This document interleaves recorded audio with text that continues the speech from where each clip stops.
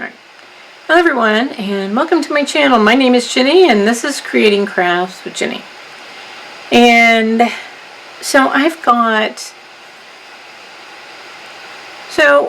I'm out there on social media, probably more than I should be, but I love the paint by number discussions and stuff like that. And quite often, I guess I think that since I've been doing paint by number ever since I was, I don't know, 5, 6 years old, or maybe a little bit older, that I think that that's when people started paint by number. But people are just now starting paint by number now. They could be all different ages, of course. So people are looking to try to find a beginner's paint by number. They don't want to necessarily jump into a paint by number that has a bunch of tiny cells, something that looks intimidating, that sort of thing. So several months ago, and it's probably been about a year ago, Houseart.UK, and I'll put the link up here so you can see what it looks like, reached out to me, and I ordered this little guy. And it was very simple, very easy to do. It was already framed and that sort of thing.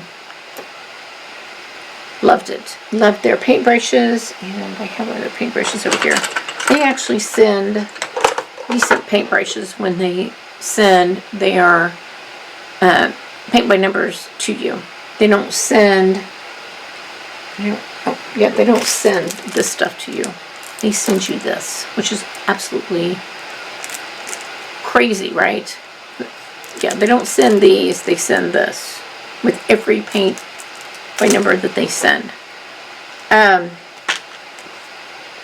So time had passed, and I wanted some new paint brushes. So I went to their website and I bought a whole bunch of paint brushes. And while I was there, I bought some paint by numbers, of course. And I bought some fairly, I love succulent plants. So I bought a paint by number that had a succulent plant in the painting. And I will have another camera going on right here. So I can always like paint and point. There you go. I like that. Oh, what a cool company name. So I can point here and say, this is what I'm talking about. This one, and I've said before, this is probably my second or third, maybe fourth video of this one. How it's coming along, work in progress, that sort of thing. It would be a perfect beginner's paint by number to start out with, because the cells are very big. You can use a larger paintbrush to paint. It's kind of like putting a puzzle together, because you're kind of painting. It's like, ooh, what's this section going to look like? What's this section going to look like? That sort of thing. And it came with a picture, so you know what it's going to look like. But it's kind of like you're building this rector set sort of thing, but you're building flowers and that sort of thing. So it's like, oh my gosh, it looks really cool. And here's a flower, and here's, because I'm doing it in sections. I probably will wait till I get further along before I do the outside. So I'll probably do all this inside before I do around the paint by number. And I probably usually, but when I do that part, I usually don't do it on camera, because it's like I'm turning the painting around and that sort of thing, and that's really hard to film unless I put the camera up here. And then you see the back of my head, and you see my arms and stuff like that, and nobody wants to see the back of my head and a bunch of hands and arms and that sort of thing. You just don't. Believe me, you don't want to see the puppet hands, that sort of thing. It's not a puppet show. It is not. So I probably won't film that part. I probably just say, here it is, that sort of thing, and we're done. So there's that, and it's coming along. And it's very relaxing to paint on. I don't feel I don't feel stressed when I'm painting it.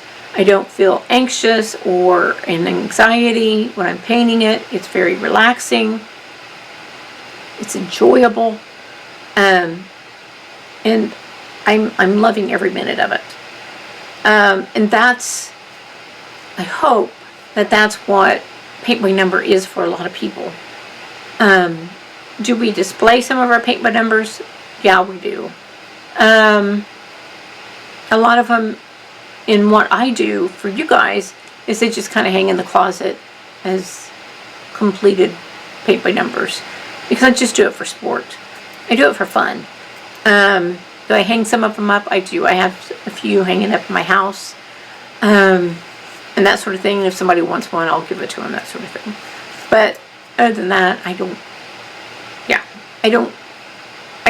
Here's the crazy thing. I don't buy them pre-framed. And the reason is I have a cat. And I will show pictures of him laying on my paintings, because he likes to lay on the paintings, and I have bought pre-framed ones in the past, and he has claws. And a lot of times he'll lay on my paintings, and he'll bring out his claws, and if it's raised, those claws will go into the painting, and then I have holes in my painting. So that's why I don't get framed paintings, because they're raised, and that's just, and the fabric is soft, and he would just put his claws right through that, because he has done that before. And then it's like I have holes in my canvas.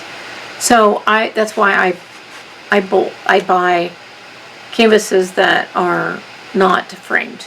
Now you can buy canvases, and they'll send you the frames, like a package of frames, and then you put them together. You just kind of slide them together, that sort of thing. But they don't look like this, because he can put his claws right into that and put holes into it. The bigger ones, because he's done it. Yeah. I learned my lesson. I know. Alright, so what I will do is I will, I'll get some footage ready for you guys of me painting this. And I think I'm painting around the cat on some of these, because I kind of like, I think he's in, you'll see part of an orange cat and part of it. And I will also take a picture of what it's looking like so far. Probably very similar to what it looks like down here or right now, because I probably won't do any more painting in between now and editing the video, that sort of thing. Some of the sections, and it was weird because I was painting this like brown flower-like thing, and I was like, I was kind of like wondering what it was going to look like, and it turned out to be really cute.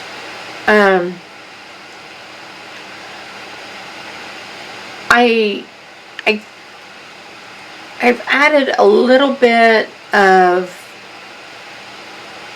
water to, not so much the paint, but my paint brush, because the paints are getting a little bit thick, but just a tiny, but not to the point where I'm putting water in the paints yet, but putting water on my brush before I go into the paints.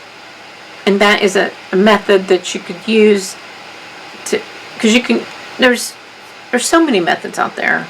I don't come to you guys with rules. I come to you guys with techniques and methods, and that sort of thing. Make up your own rules. So the method is to go directly into the paint with a dry brush, which you can. You can have your paintbrush wet and go into the paints. You can put things into the paints, that sort of thing. You can do a lot of different things.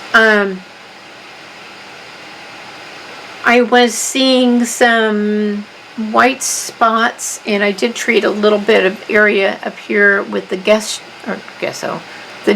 up in here. I could see the difference.